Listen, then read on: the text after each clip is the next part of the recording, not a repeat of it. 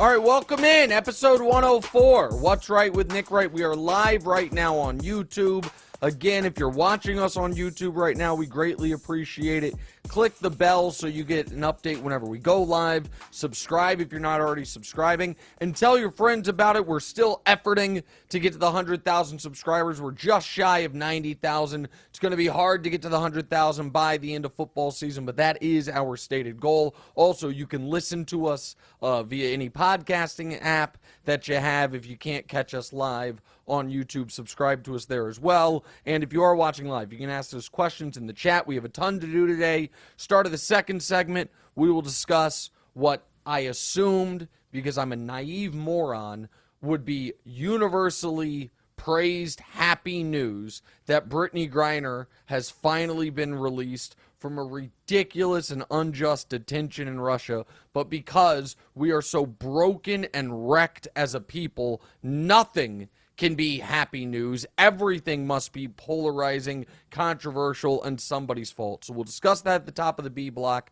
We will do our book club at the top of the C block as we have finished The Little History of the World by E.H. Gombrich. We will do that. We will answer your questions. All of those things to come, plus some breaking news this morning that we will start the show with. But as we always do, let us discuss what is not making today's show. Not on today's show, Tua Tagovailoa leading all Pro Bowl voting. Good for him. A few 10,000 more votes more than my guy Patrick Mahomes.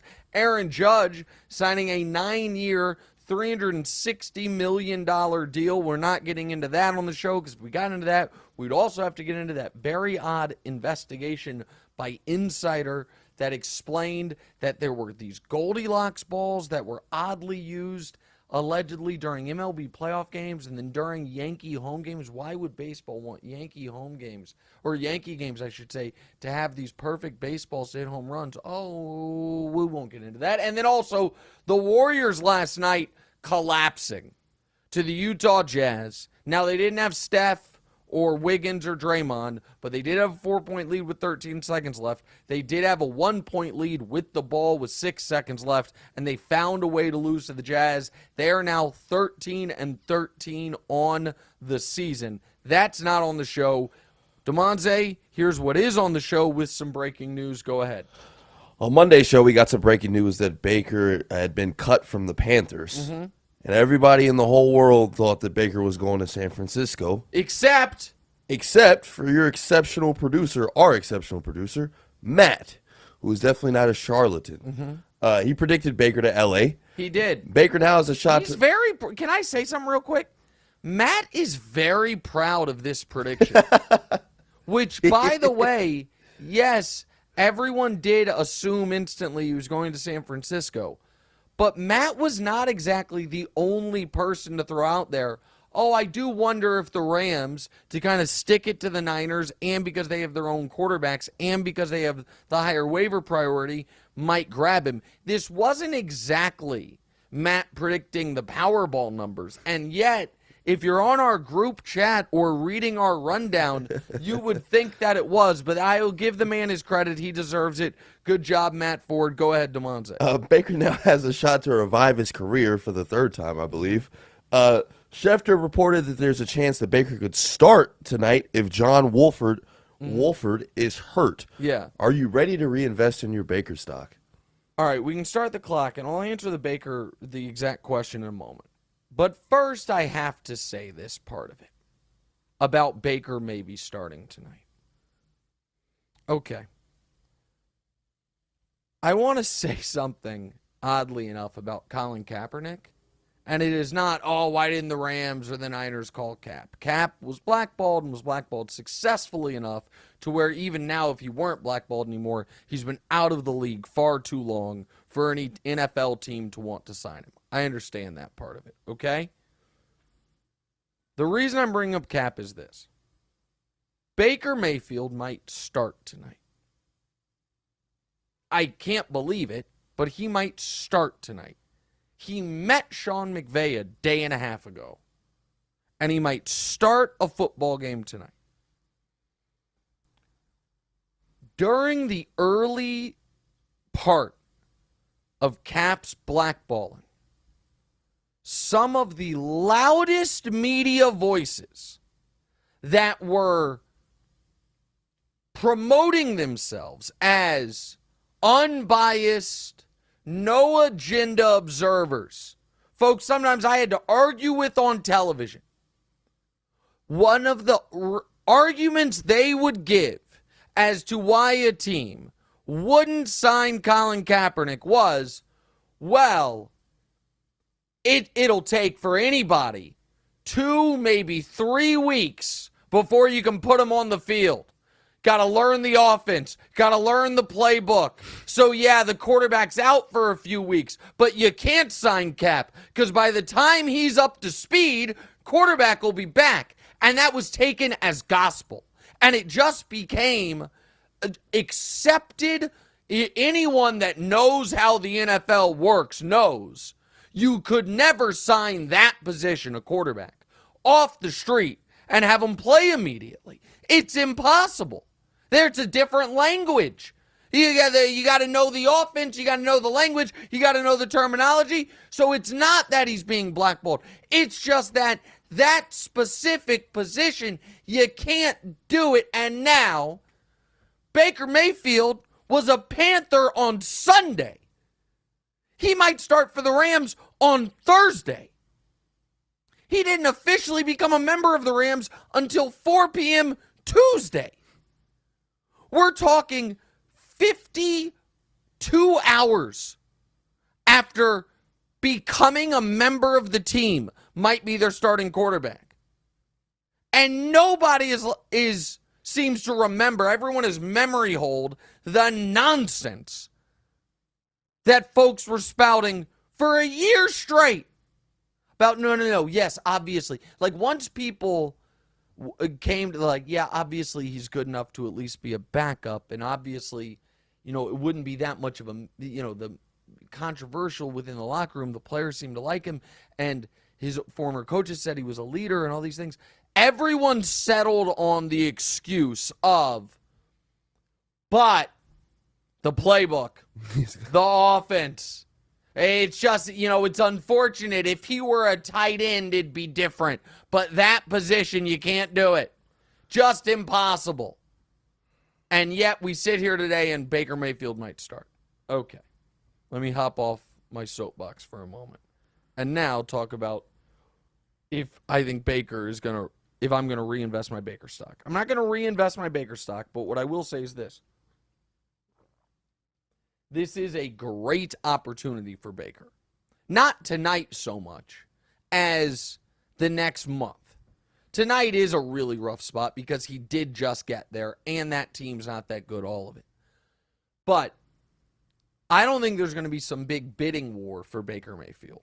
And if he can conduct himself well, either on the field or simply in the locker room, at practice, in the meetings with the Rams, I think he could go into next year as the backup quarterback for Matt Stafford.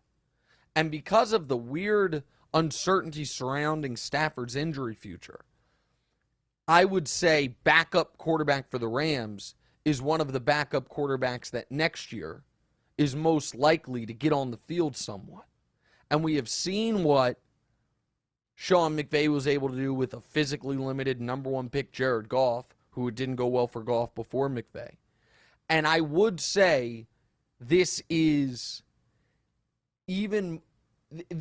about as good of a spot as Baker could be in if he's going to be able to retake control of his football career.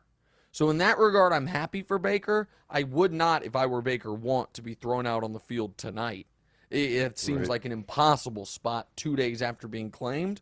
But could he be the backup for the Rams next season on a low salary, try to reinvent himself, maybe get in a few games, play well enough to where someone gives him the Marcus Mariota shot of, okay, you can be our bridge quarterback, start for a year, see what's what? Yeah, I could see that happening. So I think that this is far better for Baker than if he stayed in Carolina and was just the backup there. When they're about to have a total regime change, they're going to draft a quarterback, all of that, I think there's a good spot for him. All right, 70% of the audience says Baker cannot resurrect his career in Los Angeles. All right, next. By the way, Mariota just got benched. Right, I understand. That just happened this morning, I guess. Just broke. So Desmond Ritter's in. But Mariota got more than a fair chance. He got, 3/4 of the year as the starter, and now they're going with Desmond Ridder, who they drafted. What Baker's best hope would be that he gets to start somewhere again eventually, even though he would not be their long-term starter, and then play well enough that team or another team either decides to invest in him as the long-term starter. All right, next. All right, the greatest quarterback of all time is facing Brock Purdy this Sunday. Yep. And Brock Purdy is favored. On Monday Night Football, Tom Brady needed a last-minute miracle to beat the Saints. Mm-hmm. Now, in a short week, he's flying across the country to face the best defense in football in the 49ers. Mm-hmm. Everyone has been waiting on the Bucs to turn it around. Is this finally the game that they turn it around? No, absolutely not. I mean, no, I think that they're going to struggle to score 13 points in this game. I understand why the Niners are favored. The Niners have the best defense in football. The Niners have some of the best skill position guys in football. The Niners are an excellent, excellent team. Excellent enough that you can have a guy making a 7th-round pick, making his first career start, and he is a favorite against the greatest quarterback of all time. Both of these things can be true. The Bucs are never really going to turn it on this regular season, and the Bucs are a scary team come the postseason. And that is true because when the postseason gets here, what the Bucs will have is the most experienced quarterback ever who still has an uncanny ability, even if he has been terrible for 3.5 quarters, to be great down the stretch in a close spot, and a very, very good defense.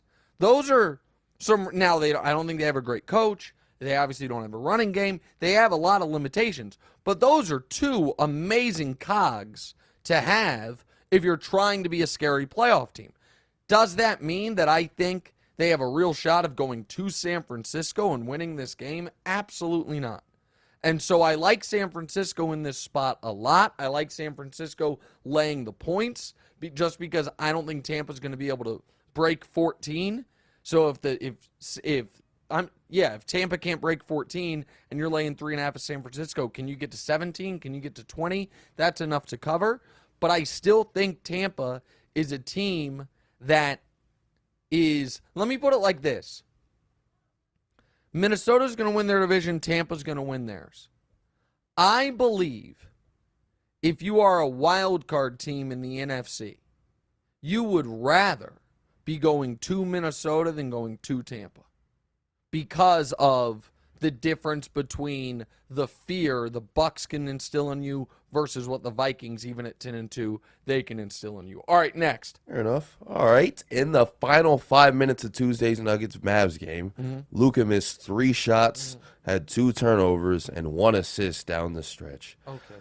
I hate to say it, but I promise his brotherly love. The Mavs were lucky to sneak away that 1-point win. Yeah. Last year, Luka dragged the Mavs to the Western Conference Finals pretty much by himself.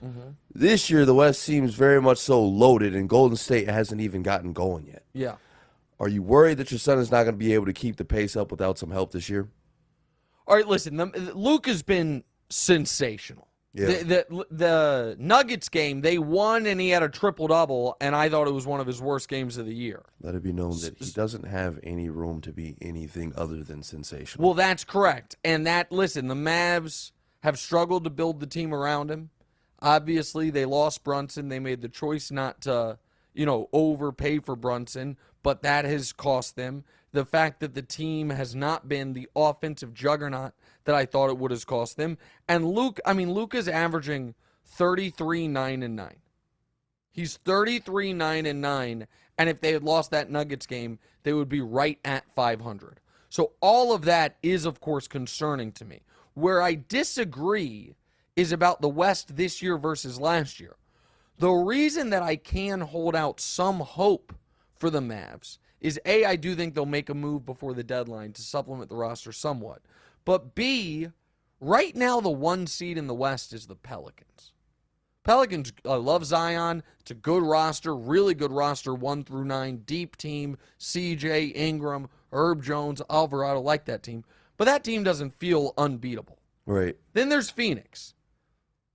Devin Booker's been awesome. Ayton got paid and has played well. Just got destroyed by the boys. Right. Oh, yeah, by the Celtics. Are we talking the Celtics anywhere in today's show? We should. And I mean, it's not there, but it should be. It's not even later in the show? Wow. All right, you know what? We'll spend a moment on the Celtics here in a second. Those guys, man. I mean, they've been great. Tatum and Brown have been unbelievable. They've been great. I still like Milwaukee more than them in the East. And what did you think? By the way, I'll finish the Luka thing in a second. Let's just, because the Celtics played last night and they're your team, and you saw them Sunday in person, what are your thoughts on them right now, having seen them in person on Sunday? I think that they're going to win the finals this year. You think they're going to win the title? Yeah. I think that I just don't think that they have the same they're an actual team. I just don't, and I feel like with their experience from last year, making it all the way to the finals and having as good as of a performance that they had up until that point, I just think that I think that everything's fixed. So here's the thing. There was a concern for some that Tatum, because Tatum was bad in the finals. Exactly, and I feel like you think he's going to, if he comes out next year, there are two possibilities. I think he could be really bad from what happened to him in the finals, or he could capitalize on it. And he's capitalized on it. That's exactly right. That is exactly right. The concern was that making the finals would actually set him back, right, because he was bad in those finals, right, and that there would be real baggage from it, and it would hurt him. Instead, the opposite happened, and he has been, to me, he's the first or second leading MVP candidate so far this year. He's responded. He's absolutely responded. Him, Giannis, and Booker are the top 3 MVP candidates because they have combined great numbers and team success. Right. The next MVP candidates are guys who have unbelievable numbers, but the teams have underachieved. Luka, Steph, and KD. Right. Though, to me, it would go Giannis, Tatum, and Booker at the top. Then a next group, Steph, Luka, KD, they are all having career seasons. Right. But the teams are about 500. And then there's another drop, and that next group would be Jokic, would be Donovan Mitchell, would be Anthony Davis. Yeah.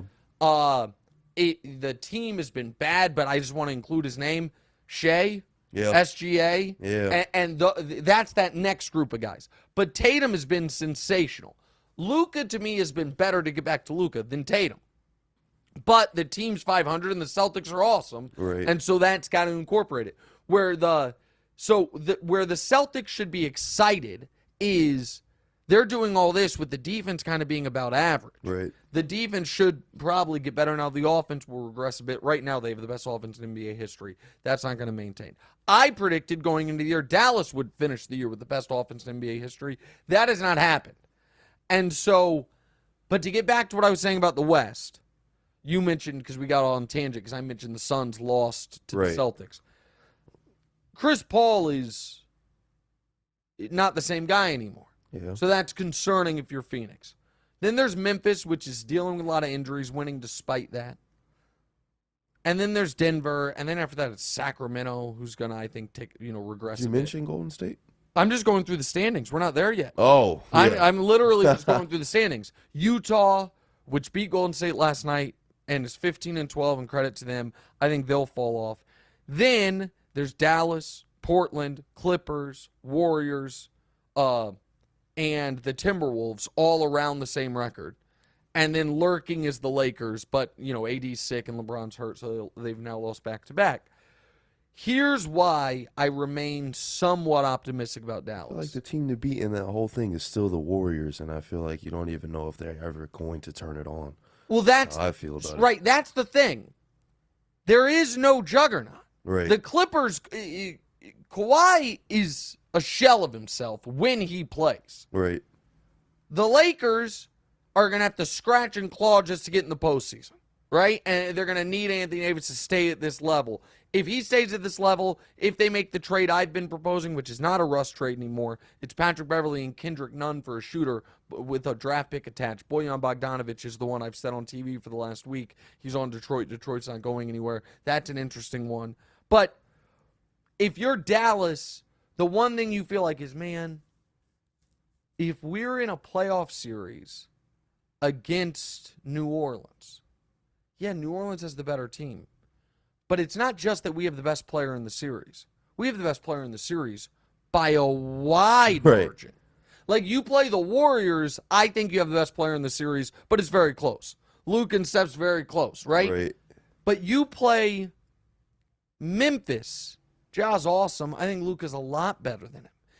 And so the West to me is in a weird spot this year where it's really wide open, which brings us to the Lakers. Go ahead. After a horrific 2-10 start, the Lakers have turned it around. Granted, they lost last night, but LeBron and Davis both sat out. I think somebody else sat out. Yeah, Patrick Beverly. Oh, yeah. Okay. Now they're 10-14. They're still in the 13 seed, but they're alive. Yep. Anthony Davis is looking like an elite player again, and Russ has been excellent coming off the bench. Mm-hmm. But if you look at their schedule, it's been a cakewalk, including 3 games versus the Spurs. Mm-hmm. Have the Lakers actually turned it around, or do they need to start playing some real teams? Oh, no. Listen, that game against Milwaukee, I mean, they played Milwaukee, and AD went blow for blow with Giannis, and they won. Yeah. And, yes, they were lucky with an easy early schedule. They weren't really able to take full advantage of it, by the way. But they've clearly turned a corner for 2 obvious reasons. Well, I guess 3 obvious reasons. From least important to most important. Least important is LeBron stopped being the worst three-point shooter in the league. That was helpful. As I told you guys, eventually he'd catch fire and settle into being a slightly above average three-point shooter as he's been basically his whole career. That's where he's at now. So that's the first reason, the least. The second reason, Russ has been awesome. But awesome given where he was. Right. He's accepted the role coming off the bench. He's been really good in that role. He's not shooting an abundance of threes. He's playing Russ basketball. He's taking advantage of the fact that they're not guarding him on the three-point line, which allows him to see easy passing lanes in a way. So he's been a totally different guy, and it looks like he's happy again for the first time in a year, which is fun because it was sad seeing Russ like miserable. Yeah. And then lastly, and most importantly by a mile, Anthony Davis is playing his ass off. Anthony Davis he is right now averaging a career high in points, in rebounds, in field goal percentage, in 2-point field goal percentage, and he's shooting the fewest threes he's shot in nearly a decade. He's doing everything around the rim, and he's doing it while being, I believe, with respect to Giannis, the best defensive player in the whole league so far this year. The thing for the Lakers is this. They still have a flawed roster. They still don't have enough shooting. And Patrick Beverly, every minute he's on the court, he hurts you. But, so let's just say LeBron is the 12th best player in the league. Okay. Let's drop him all the way down to there. If AD continues anything like this, he's firmly in the top 12. Probably in the top 7. What teams in the league have 2 top 12 guys? The answer is nobody else. The closest would be the Celtics. Right. And Brown is probably like 15. It's somewhere. Right now he's playing like around 15th. I think he's probably closer to probably 25th, but let's call him 20th. You know what I mean? Now, the Celtics have a far better overall roster. I'm not comparing the Lakers and the Celtics. But everyone, who are the best guys in the league? Giannis. Giannis doesn't have a teammate that's in the top 15. Drew Holiday's the closest. Luka. Luka doesn't have a teammate that's in the top 50. You know what I mean? Flatly doesn't. Durant. Durant doesn't have a teammate there it is. Kyrie's not a top 12 guy. Give me a break. Give me a break. The Kyrie is, Kyrie. I don't want to have a Kyrie debate right now. It's what it was supposed to be, but he's not that. Steph doesn't have a teammate that's in the top 25 anymore, right? Yeah. We agree on that. There's one more obvious top 5 guy hold on. I said, so there's Giannis, Luka, Steph, KD. Oh, Tatum, pardon me. Tatum right now is playing the top 5 guy. Closest is Brown, so set them aside. After them, we'll call Anthony Davis there. Jokic. Sure. Jokic doesn't have a guy that's in the top 25. Then Embiid. Harden, we'll see. You know what I mean? Like, we'll see. He's right around there, but that's the next duo. And now we're at guys like Dame and SGA. Again, I don't think SGA is actually a top 10 guy, but you've got Devin Booker. They're the best I left out Devin Booker. Teams, I forgot. And they're not. Right. Devin Booker doesn't have a guy that's top 20 guy. Right. So that is where what was the look? Okay, that is where the Lakers could have an edge. Is if LeBron has to be your second best guy, now you're doing something. Yeah. Because is LeBron still what he once was? No. Is LeBron, how about this for you? Right now, there are 3 players in the league that are top 25 points, rebounds, and assists. Luka, Jokic, LeBron. Right now, there are 5 guys in the league that are top 15 points and assists. Oh, and I left out Ja when we were doing our list. But Ja, again, doesn't have a top 25 teammate. The top 25, or the top 15 points and assists. Trey, okay, whatever. Trey's having some struggles this year with his team and his coaching. Shocking, once again. I said on TV the other day, I'll say it again, there's a whole lot of Trey Young is to the NBA what Kyler Murray is to the NFL, and it's not just because they both went to Oklahoma and they're undersized. But neither here nor there. Trey, Ja, Steph, Luka, LeBron are the 5 guys that are top 15 points and assists per game. So there is an element of LeBron being a victim of his own greatness, that because he is clearly no longer one of the 3 or 4 best players in the league, people, I think, fail to acknowledge that, yeah, but he's still an all-NBA level guy, that if that's your second best player, now you could be working with something. Yeah. Now, and I no longer necessarily want them to trade Russ. Like, you've got to get something really good back for him if you're going to attach stuff and trade Russ. But that'd be amazing to see Russ go to the finals, man. It would be thrilling. Like, see him in the playoffs again with a decent team. Correct. But so what I think they need to do is they don't have a lot of moves they can make. LeBron's literally not tradable. They're not going to trade Anthony Davis. And I'm saying the Russ thing, let's say they want to keep him. The only other guys they have on the team that are making any money are Nunn, who's been useless, Lonnie Walker, who's actually been good, and Beverly, who's been awful. So, if you package Nunn and Beverly, both on expiring deals, plus one of those draft picks, could you get Terry Rozier from Charlotte? Probably. Could you get the guy I want them to get, Bojan Bogdanovic from Detroit? Almost assuredly. If all of a sudden it goes really south in Portland, could you get Jeremy Grant, who would be awesome for this team? Maybe. So those are the trades the Lakers need to be looking at, and then we'll see. You know, I mean, right now you're right. They are the 13 seed, but they are also 3 games out of being the 6 seed. Right. So, listen, AD going out with that illness against Cleveland hurt them, and then neither AD nor LeBron being able to play against Toronto. They don't have a big margin for error, but they now actually have a path forward that makes it somewhat interesting. One other thing about Anthony Davis going out with the illness thing, and then we'll move on as we're 10 minutes over, as we always are. My apologies. So AD went out having scored 0 points.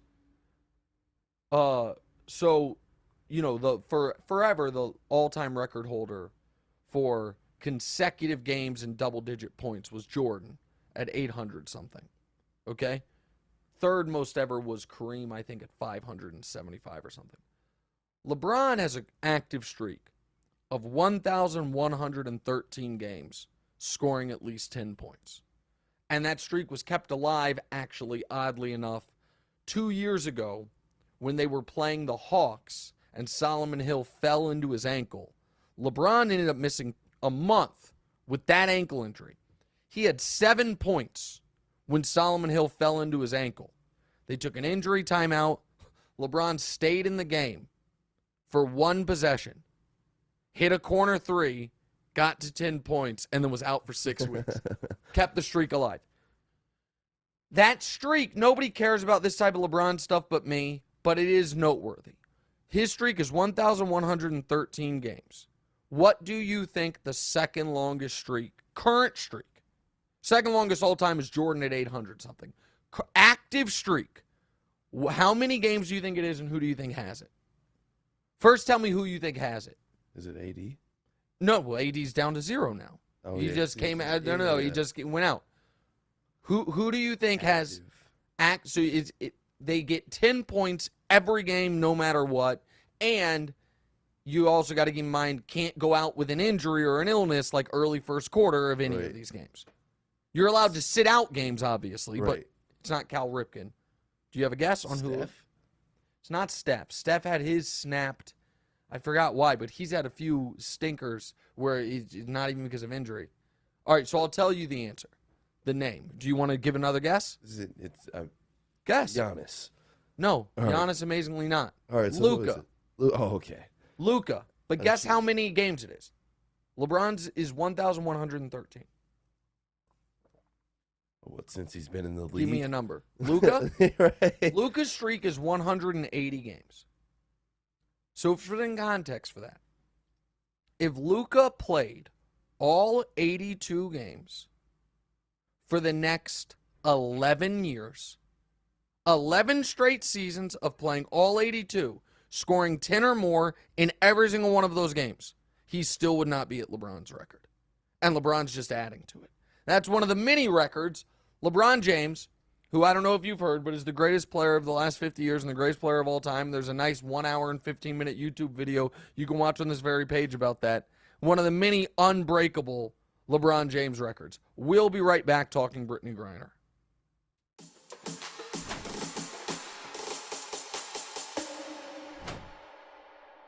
All right, welcome back in episode 104, What's Right with Nick Wright. I'm going to talk about Brittney Griner here for a moment.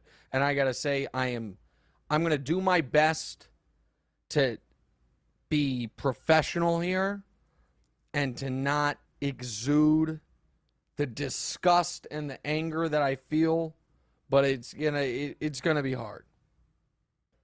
So, Brittney Griner was released from a Russian penal colony this morning.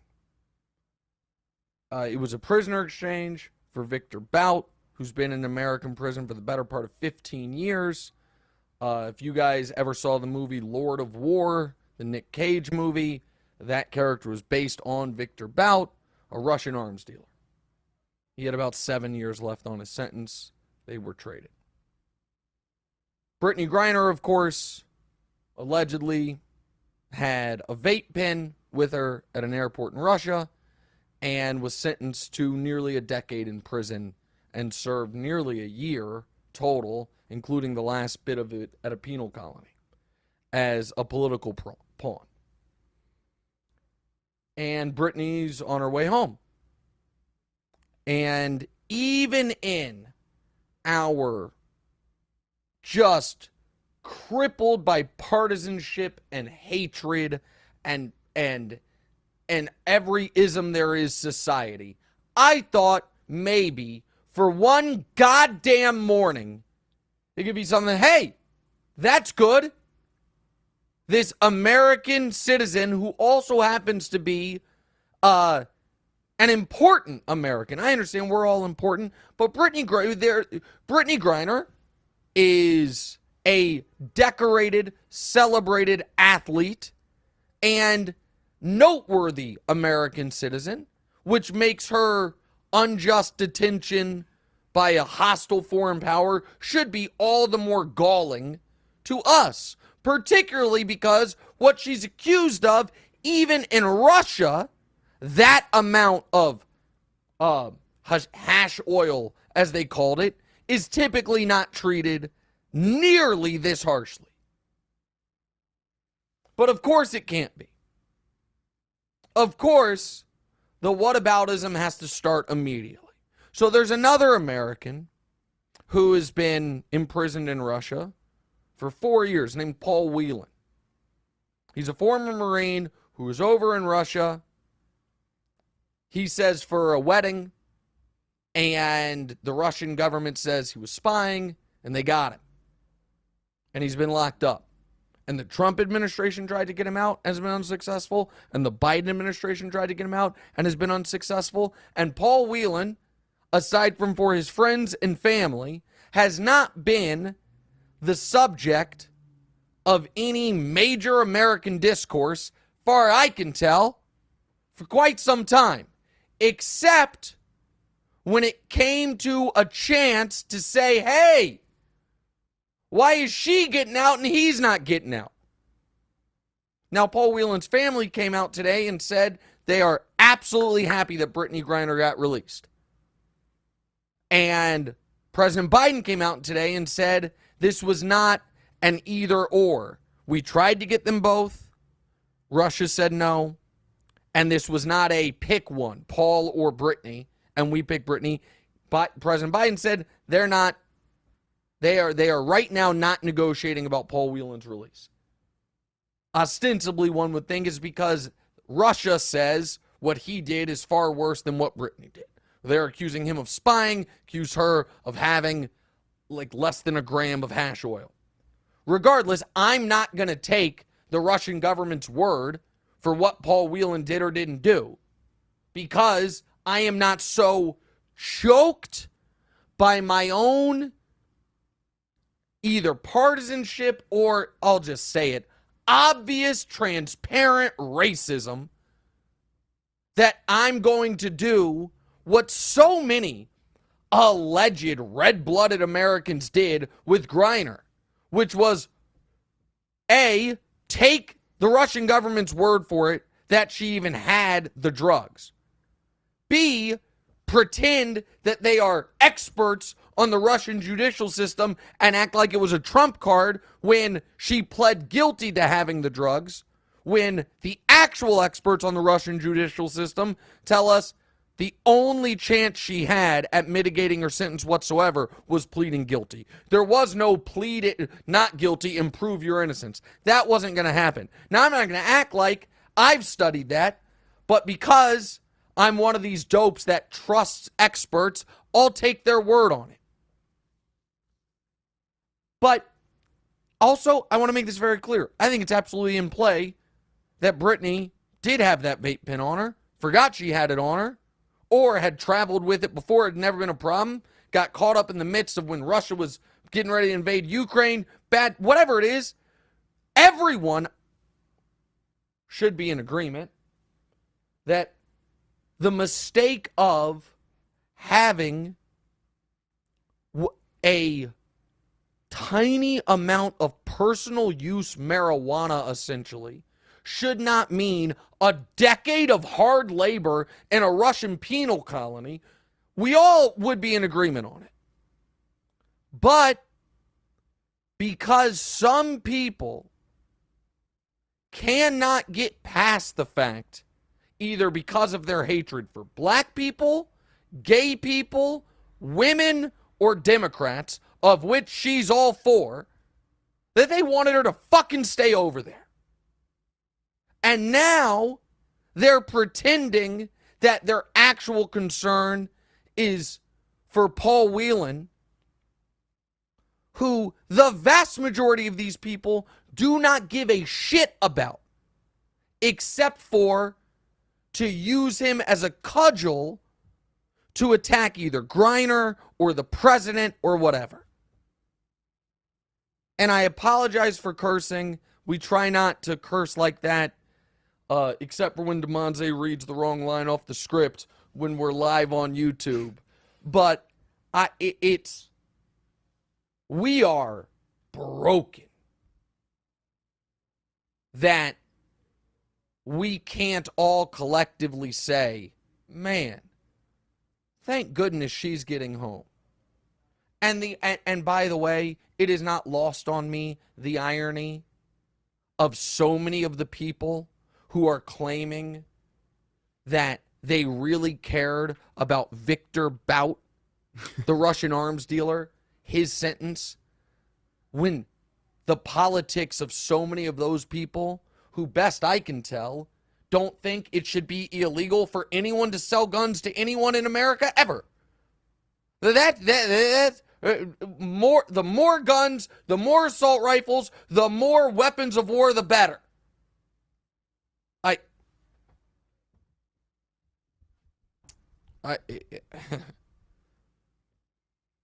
I did not tweet much or talk much about the Griner situation ever. I thought other people had it handled. Also, I was not as convinced as some that it was a full-on setup. I thought it was, to be totally candid, absolutely in play, that she forgot she had that on her, or she'd been playing in Russia for years, it had never been a problem, and did it, and wasn't thinking about the context of, wait, there's a war about to start, and I could be used or whatever. I also thought it was in play, they planted it on her. Any of those things. But I wasn't going to get loud and strong about how that she had made no mistake whatsoever. Because I thought it was in play that, and I still think it's in play, that she screwed up. Okay? But I also thought, whether we should or we shouldn't, we in this country, for 80 years, have been taught literally in school not to trust the Russians.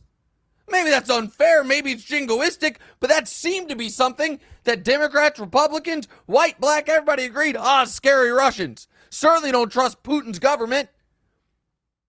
And I thought we all agreed that American citizens held in foreign prisons, unless it's like, well, they were on vacation and murdered somebody, and then it's like, shouldn't have done that. Yeah, I guess you stay there. But for petty crimes, we want them back home. But all of a sudden, you're a prominent black lesbian, and all these experts, all these folks, it's amazing. They have mediocre jobs and mediocre lives and mediocre success, all while being able to simultaneously be infectious disease experts and then immediately become international hostage negotiation experts. You'd think they'd have put all that knowledge to better use. Let's do a FIFA forecast. How'd I do, DeMonte, on not showing my anger and disgust there? I don't think so well. A 6. Okay, thanks. I appreciate that. All right, go ahead. All right, FIFA forecast time. Start clock here.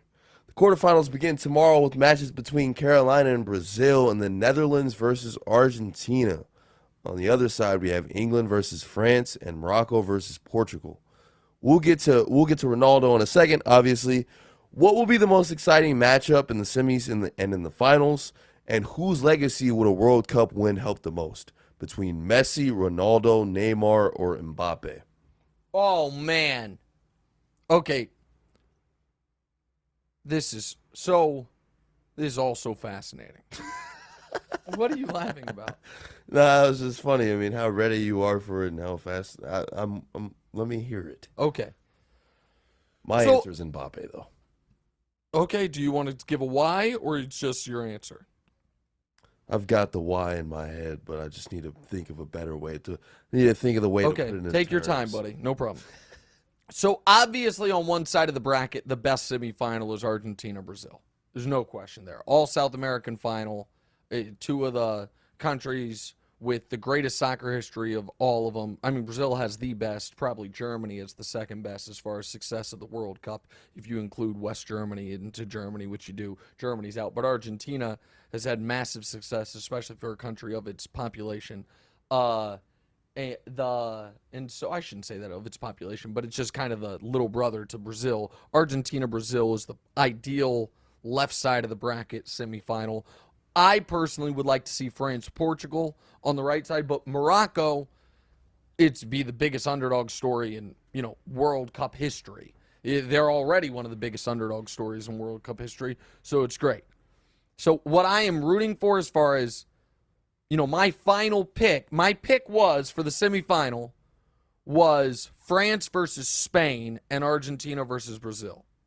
So Spain gone, thanks to loss to Morocco. And so I would like to see France versus Brazil, so I'd like to see them both advance. To me, they're the two best.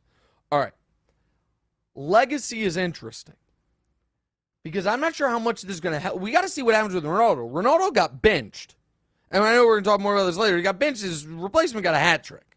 So that's a tough one. Like, if Portugal wins and he's awesome, That's one thing. But if he's like a sub, and who knows what's going to happen. Messi, it would give him a very legitimate claim to the greatest player ever. Some people think he already has that. I think it's very, very difficult to argue any one of them. Pele is the greatest player ever. Pele went to the World Cup at 17 and won the damn thing, and then won it again. Pele won 3, but he was injured during one of them. Then he won at 17. They went back, won again, but they injured him. They went back when he was, or maybe he was 18, when he was 26, and they just fouled him so many times and knocked Brazil out that he was like, I'm never coming back to the World Cup again. Then came back at 30 and won it again. Pele was unbelievable in that regard. Messi's been to a final and lost. If he wins it in his World Cup swan song, it'd be something else. Neymar, to me, has the least to gain of these guys. Because then there's Mbappe. He's the youngest one, right? The youngest one by far. France won last year. I'm grabbing my computer for a moment just so I can give you, what Mbappe, what it would look like for him up to this point. Because he already is tying some of Pele's World Cup records. In 2018, he was on the French team that won the whole thing, becoming the second teenager after Pele to score in the World Cup final. He had 4 goals in the tournament to win the Best Young Player award, another award Pele won. And now he, much like Pele, could win another World Cup his next time out. I think he is almost universally accepted right now as the best player in the world. He's only 23.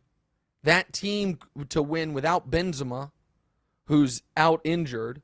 They won last time without Benzema because Benzema might have blackmailed a teammate. International soccer is kind of wild. It'd be something else, man. And so in the international career for France's national team, he has a goal every other match, 33 goals in 63 matches. The World Cup, what he did in the in the round of 16 with those 2 goals. So right now the answer is Messi. But long term, the answer might be Mbappe because maybe he's building a GOAT resume. All right? Does that fit? Do you want to add anything to that? No. You're good with it? Yeah. All right, next. Hit it on the nail. Yeah, thanks. Hit it on the head. Thanks. All right, we got a game. What's the game? It's Wright Ins. We haven't done this in a minute. I'll give you a marker. Oh, look at that picture. Look at you. I didn't see it. Oh, I didn't see it. Sorry, DeMonte was grabbing this stuff. You look like a kind of nerdy teacher. I like that look for you. Okay, Wright Ins. So what are we doing here? Why are you? Oh, this is our eraser. DeMonte got his toilet paper as our eraser. That's great. Dude, the eraser. Okay, the erasers are the house if we have toilet paper. Go ahead. Busy week for one of the soccer goats. Uh-huh. Here's your marker. Oh no, I have a marker. Yeah. Ronaldo was outshined by his replacement and then benched. Mm-hmm. Meanwhile, he was offered a massive $200+ million deal to play in Saudi Arabia for the next 2 years. Mm-hmm. If you were Cristiano Ronaldo, you would feel. Okay, my answer is if I were Cristiano Ronaldo, I would feel conflicted.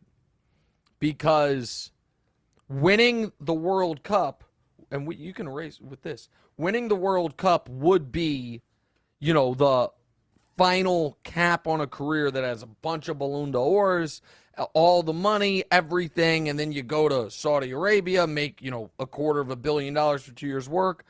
But also conflicted because them winning 5-1 without you is not the greatest situation in the world. It's like the fact that our most viewed show ever is still the one with your mom and not with you. It's kind of like, a bittersweet for you. What did you write?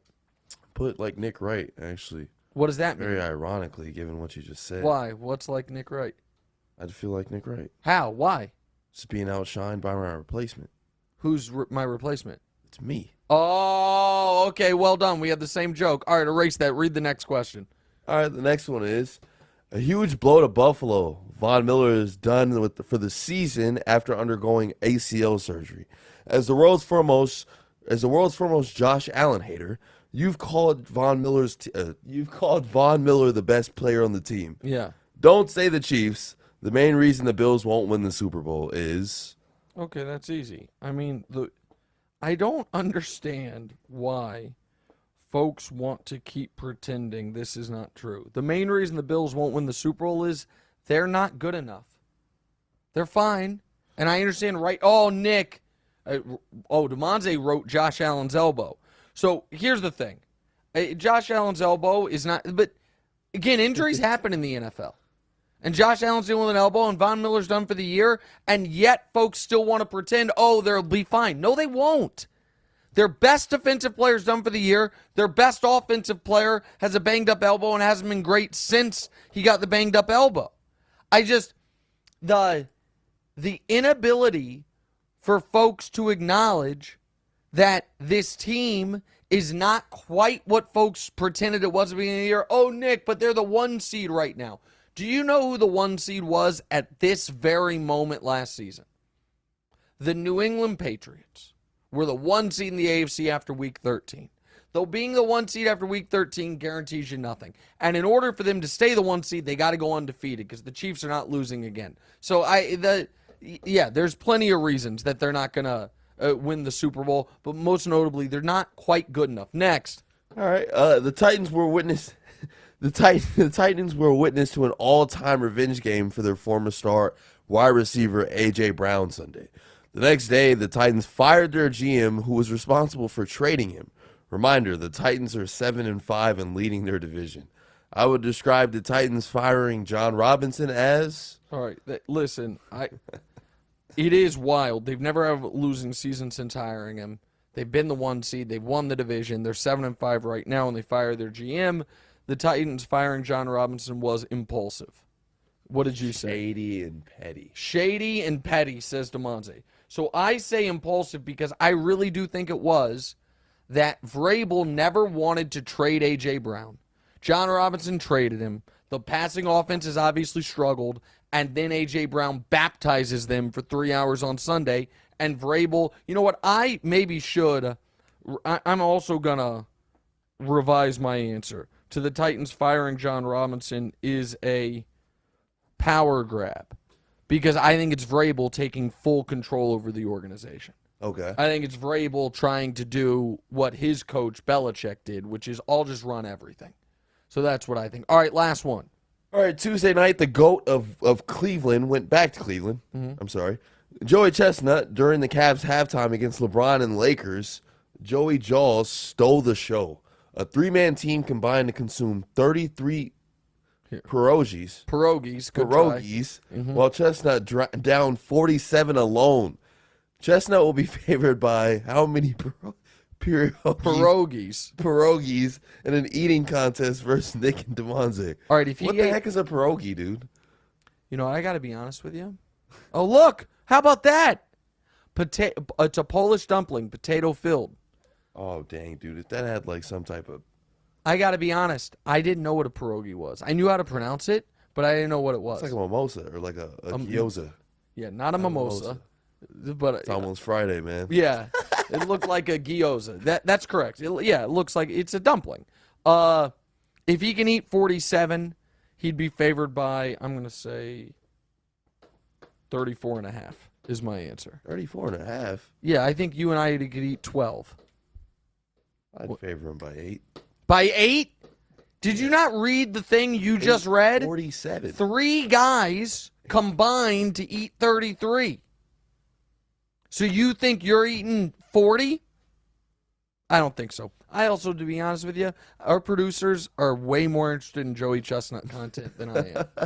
They keep putting it just because. Really like Joey Chestnut. Just because that one day I gave that amazing Nick Wright public defender of him being the greatest athlete ever. Again, that was my charge. I don't actually like Joey Chestnut content, guys. I just am such a great broadcaster and impromptu arguer that I was able to make a case for him. But I'm not interested in talking about Joey Chestnut, guys. Just an FYI. We answer your questions in the chat, and we wrap up book club next. What's right?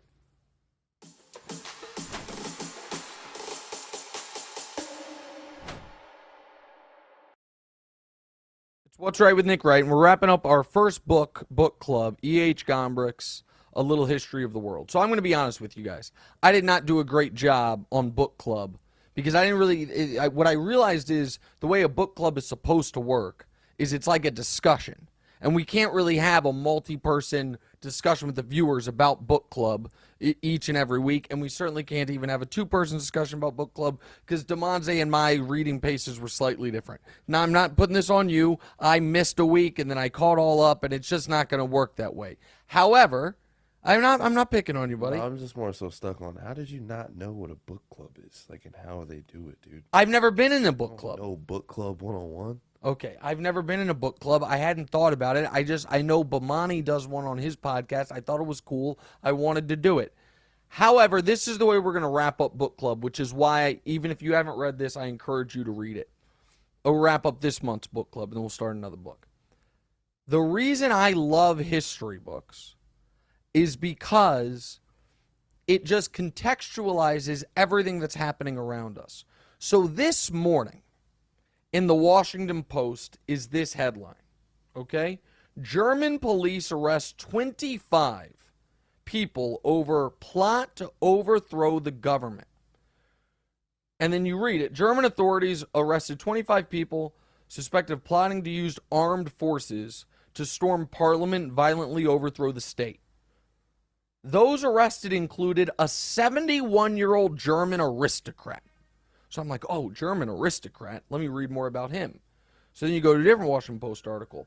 Heinrich VIII, Germany's Putsch prince, lamented monarchy's demise. So the head of that story, headline is, he is the scion of a dynasty that once ruled over a region of central Germany, lives in one of Frankfurt's most expensive neighborhoods, and drives an Audi with a personalized license plate. The bespectacled, gray-haired aristocrat Heinrich VIII, Prince of Rus, cuts an unusual figure for the head of what German authorities describe as a terrorist organization. So they then tell a whole story about him. But the story, what they want to do was reinstate the German monarchy. But here is an interesting paragraph from the Washington Post story today. Born in 1951, Heinrich was one of 6 children of Heinrich I, and Wozola Fedora, Prince and Princess of Rus. His 4 brothers, this is a fascinating one, his 4 brothers were also named Heinrich, like every other male in the family, under the dynasty's unusual naming traditions that are in tribute to Holy Roman Emperor Henry VI. So you might hear that and say, wait, why did they care about the Holy Roman Emperor if they were a Russian or a German family?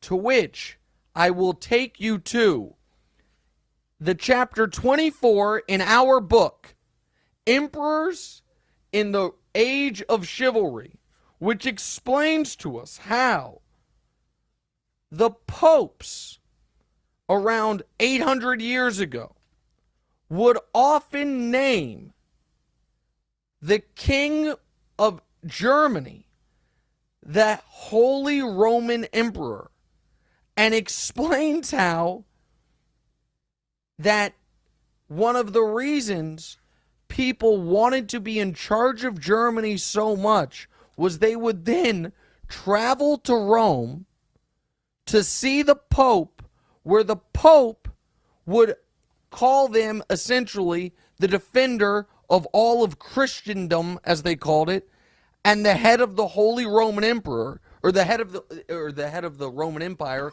and the Holy Roman Empire.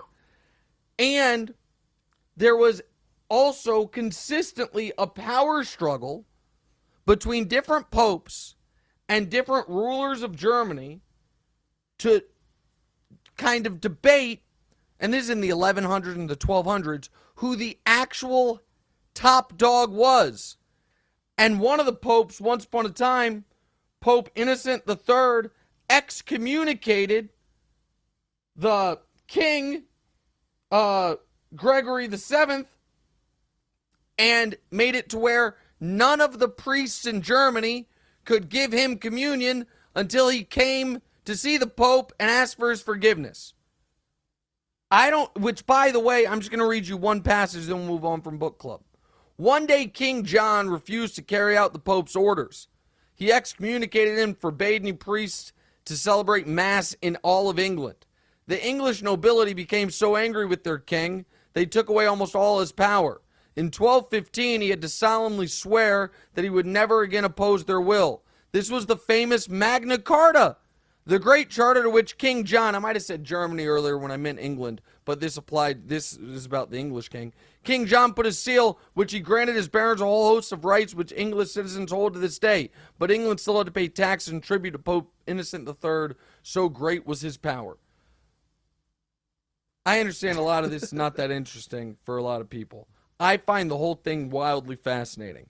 And I find it incredibly fascinating that there was a period of time where if you became the leader of Germany, the Pope then appointed you the defender, the Holy Roman Emperor. Learn that in this book, A Little History of the World. I recommend it for everyone. I might have mangled a bit of that. My apologies. That's why everyone should read the book. What's up, Demonte? All right, so I've got a little takeaways, a couple of Sure. notes from the book. Please. Towards the end of the book, Gombrich starts inserting himself and his family and history a bit more. Yeah. Noting how they lived through the big moments as the chapters got a little bit more personal. So I thought about like you and Gombrich, a little compare and contrast. Okay. Is this what ultimately led to your NBA top 50 players list of the last 50 years? You wanting to tell history through your eyes, you know? Yeah, sure. Okay. I think that is correct. I think that's a good comparison. Good job, buddy. Thanks, man. Any other observations? Yeah, I mean, there's one about MLK in there, but we won't get into that one, man. I don't want to. Okay. You don't want to. Okay, no problem. All right, you want to read some listener questions before we go? Let's do it. Hold on. That's so good. Can I expose you for a moment, please? Because I don't know who's feeding you this stuff. Nobody's feeding me anything. What are you talking about? Okay. Is there something about MLK in there, really? Yeah. Okay. Well, that's fascinating because this book was written in 1933, and MLK was a young child when that happened. So it would have been a lot of. Was there something in there about MLK or about Martin Luther? Oh. What does it say, buddy? On your little cheat sheet there. What does it say? Sheet, man. No, first of all. Yeah. First of all, hey, I was never talking about Martin Luther King. Then why'd you say MLK? I just said MLK. Well, Martin Luther didn't have a K. So I don't know what you're referring to. It's like ML, you know. Okay, yeah. All right, let's just move on, pal. It says not MLK. It says not MLK in your little cheat sheet, and you still called him MLK? Yeah, okay, no problem. A note to myself. All right, don't worry about it. All right, A Demonte, few ask people asked about this. All right, yeah, go ahead. AB says that Trentage hoodie is fire. I need one. Oh, you know what? That's perfect. Hold on, Demonte. Phil for a moment. Let's do some real quick. Dude, this MLK thing is pretty bad. Trentage right now. It's so bad. The owner of the store, Dampu, guess what our first listener question said? The Trentage hoodie is fire. Where can he get one? DeMonte's wearing one right now. And so, I know you don't sell things online. Could we potentially sell some Trentage hoodies online just for podcast listeners? Is that something we could do? We could definitely do that. All right, so we'll work on that. How you can get Trentage hoodies and how that's going to work. All right, next question. Scott Frazier says Ritter will make Mariota look like Joe Montana. I don't know. I'm excited to see Desmond Ritter, and it's smart for Atlanta to kind of fold their hand on their season and turn the page. All right, last one. Colin Chastain said, book club related question. If you could go back in time to one period of time, what would it be? One sports pick and one non. Oh, okay. As far as if I could watch a period of sports that I wasn't able to see, That's a great question.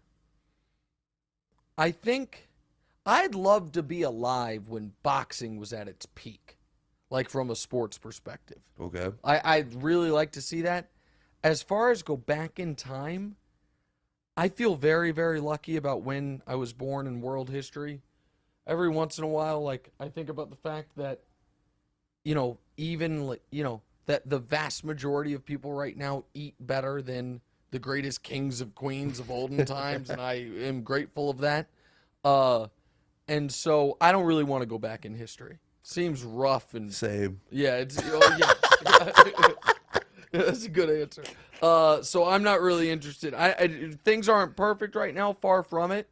I mean, if I wanted to go back in history, it would really be like maybe to like the 80s. Okay. You know what I mean? Like where we had basically our same rights and a lot of the same kind of nice parts of modern life, but not quite as accessible as we are now via cell phones and the internet and stuff. But that's it. All right, today's show went long. My apologies. We'll be back on Monday. Check us out on TV today. Good job, everybody. What's right? Hey, it's Nick Wright. Thank you so much for watching. Please do us a favor. Click subscribe. It helps my ego, and DeMonte's got a financial bonus writing on a number of YouTube subscribers, so help him out. And also, click the bell. I don't know what the bell does, but they tell me to tell you to click the bell. And your audio listeners, people that have commutes, drives, whatever it is, subscribe to the podcast as well, wherever you get the podcast. Same show, just in your ears instead of through your eyes. All that, check it out. Appreciate y'all.